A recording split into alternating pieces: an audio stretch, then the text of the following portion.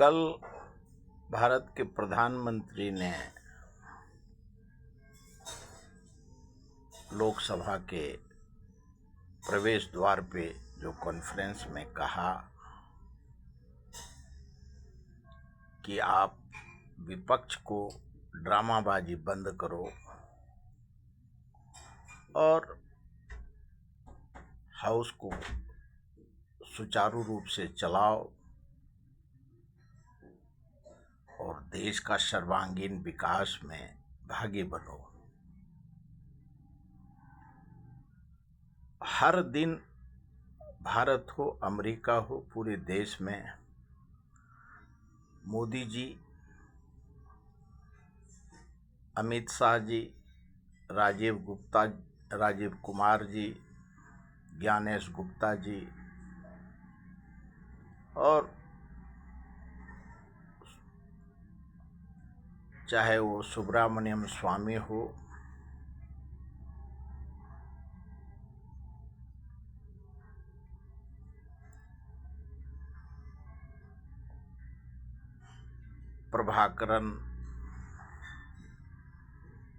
प्रभाकर हो, अभी के मौजूदा वित्त मंत्री के पति, और चाहे वो राहुल गांधी हो, अखिलेश यादव हो, उद्धव ठाकरे हो, ममता बनर्जी हो,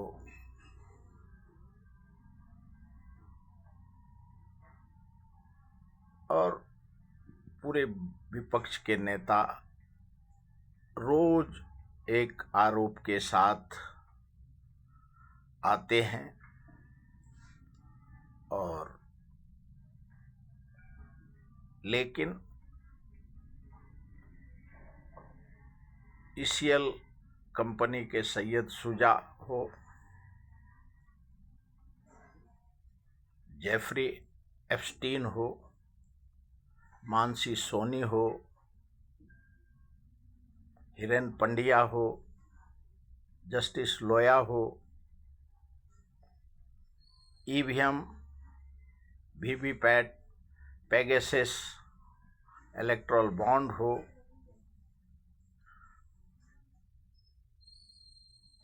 और पूरे देश में 2003 से और 2014 तक और 2014 से आज तक और कल तक सिर्फ विपक्ष आरोप लगाता है और गोधरा कांड का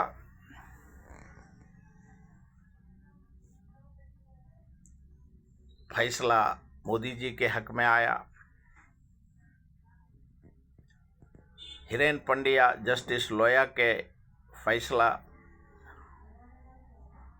अमित भाई शाह के फेवर में आया और हाई कोर्ट से सुप्रीम कोर्ट तक गोधरा कांड और हिरेन पंड्या, जस्टिस लोया सबका केस संवैधानिक संस्था ने इनके फैसले में दिया। 2014 का ईसीएल कंपनी का सैयद शुजा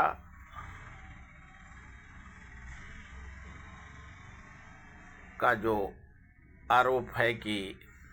हैदराबाद में ईसीएल कंपनी के लिए सैयद शुजा काम करता था, 14 लोगों को गोली से मरवा दिया, लेकिन उसका भी कोई जो अभी लंदन में अभी कल ऋषभ नाम का एक यूट्यूब चैनल पे लड़का बात कर रहा था, वो भी उसके पास भी कोई पुरावा नहीं है, वो भी लंदन से प्रेस कॉन्फ्रेंस कर रहा है। मानसी सोनी भी का नाम आज सालों से और महीने से चल रहा है। स्वामी जी रह करके एक सवाल खड़ा करते हैं।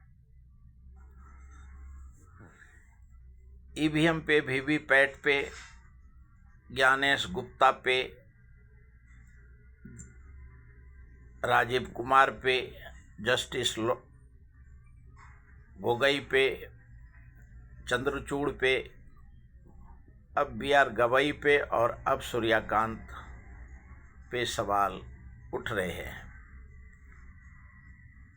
2004 से जब विपक्ष के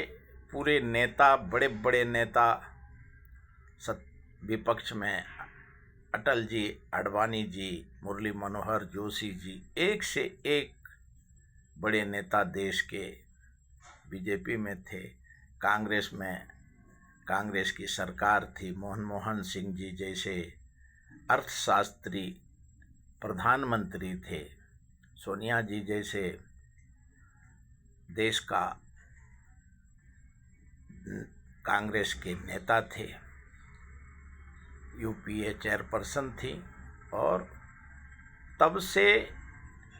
नरेंद्र मोदी जी राजनीति कर रहे हैं और अमित भाई शाह।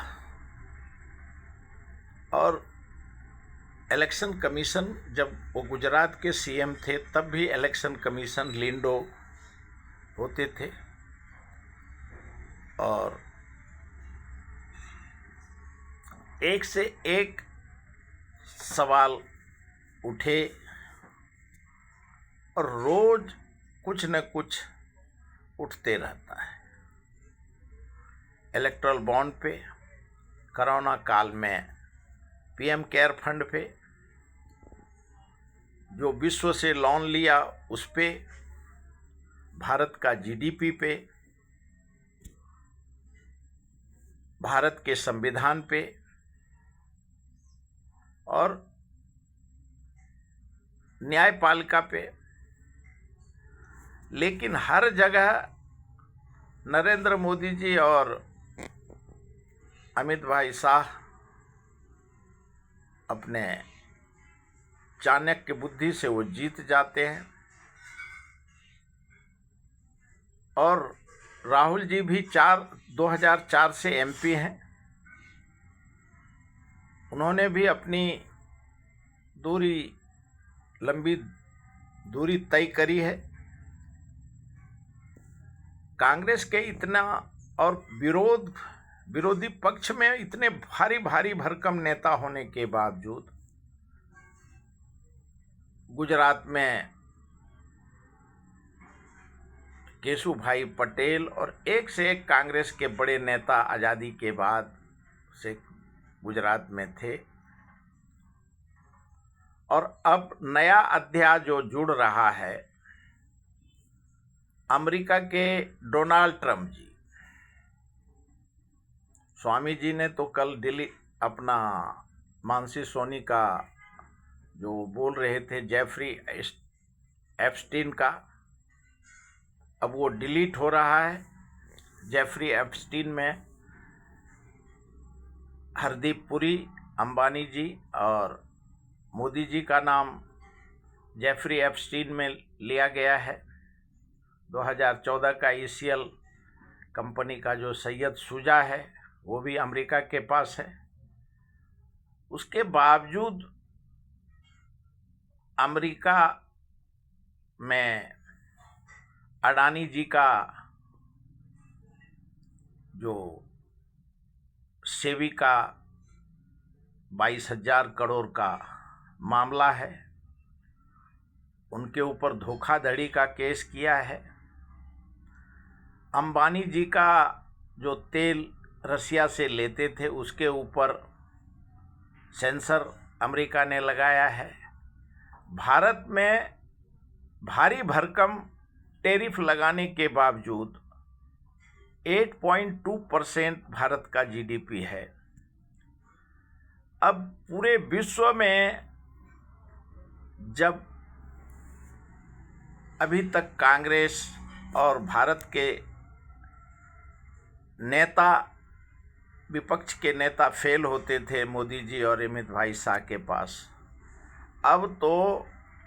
दुनिया के सबसे बड़े तानाशाह बोलिए, डिक्टेटर बोलिए, और विश्व का सबसे बड़ा सेकेंड वर्ल्ड वॉर का विश्व विजेता बोलिए, अमेरिका जैसा कंट्री अब मोदी जी से टक्कर लेने में असफल हो गए और फिर भी लोकसभा में आलंदी हो, हरियाणा हो, बिहार हो, तो अगर 2004 से आज 2025 है, तो अगर कांग्रेस पार्टी और विश्व मोदी जी पे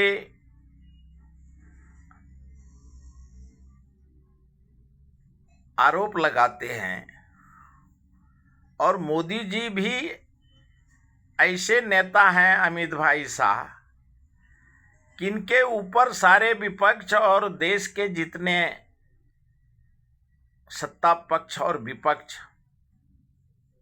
और अब तो वैश्विक नेता के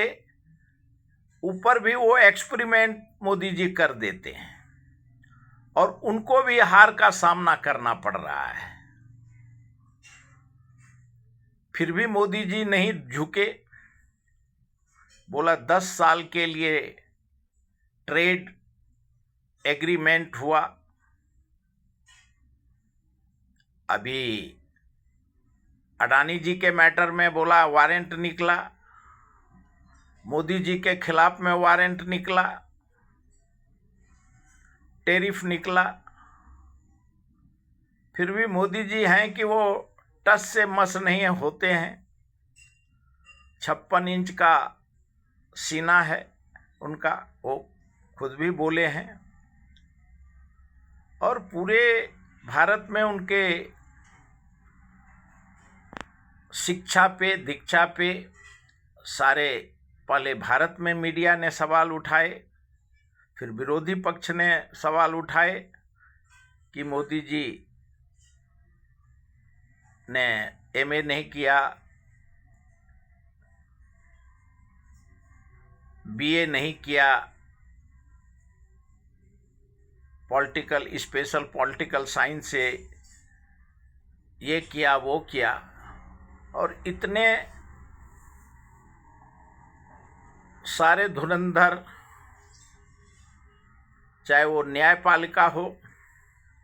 संवैधानिक संस्था हो, ईडी हो, सीबीआई हो, इलेक्शन कमीशन हो,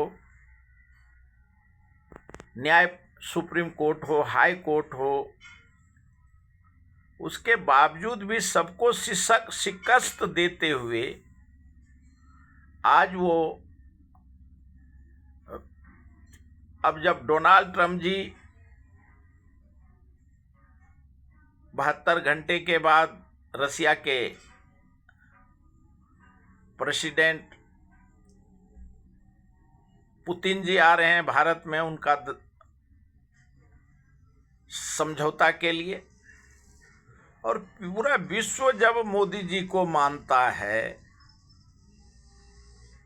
और राजनीति का मतलब ही है कल बल छल तब दुनिया चल, तो अगर 2004 से और 2014 तक विपक्ष ने क्या सीखा और 2014 से 2025 तक कितने बड़े बड़े नेता स्वर्गाधीश हो गए और सारे विरोधी पक्ष नेता और देश में जितने विरोध में थे सुबह से लेकर 24 घंटा, सबके सब नरेंद्र मोदी जी और अमित भाई शाह का शरणागति में आ गए। और अब तो ये हालत है देश का और विदेश का कि कोई सवाल खड़ा करने का जवाब ही नहीं है। बीच में राहुल जी कश्मीर से कन्याकुमारी तक 6 महीना तक उन्होंने भारत जोड़ो यात्रा किया। 15-16 दिन बिहार में वोट यात्रा किया। और उसके बावजूद अपने राजनीतिक कला से, चाणक्य नीति से जिस कैंडिडेट को गांव में लोग घुस नहीं पाए, हरियाणा रहे या बिहार रहे, कोई नेता, चाहे वो नीतीश कुमार जी का करिश्मा हो या कोई किसी का करिश्मा, काम नहीं आया। लेकिन मोदी जी ने और अमित भाई शाह ने 15 दिन पहले ही बिहार में कह दिया था कि 160 सीट से ऊपर आएगा। तो राजनीति का मतलब है कि कल बल छल तब दुनिया चल। और विरोधी पक्ष अभी तक